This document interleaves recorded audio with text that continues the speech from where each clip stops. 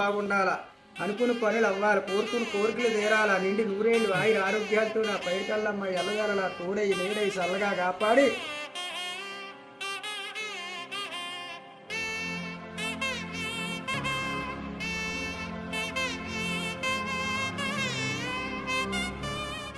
విజయనగరం అంటే అందరికి గుర్తొచ్చేది ఏంటి?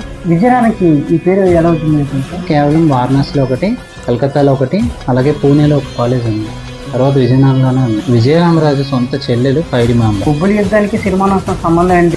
నేలంతా రక్తంతో తడవడం, సైనికులు ప్రజలు చనిపోవడం, అలాగే తన సోదరుడు దారుణంగా హత్యకు గురవడం. యుద్ధం జరిగితే ఏమవుతుందో ముందుగానే ఒక అవగాహన ఉండేది. విజయవాడ కనకదుర్గమ్మ పైడిమాంబకు కనిపించి తనలో ఐక్యమని చెప్పడం.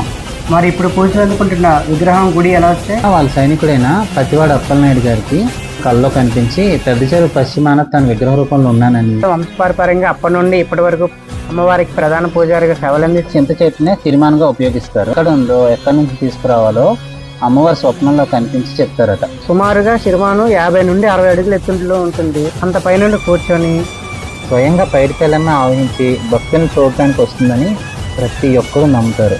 సిరిమానోత్సవంలో మొత్తం 5 ఘట్టాలు ఉంటాయి. ఒడిస్సా, ఛత్తీస్గఢ్ నుండి కూడా సుమారుగా 3 నుంచి 4 లక్షల మంది జనాలు అక్కడికి వచ్చి సిరిమాను చూడడానికి జై పైడిమాంబ. జై పైడిమాంబ.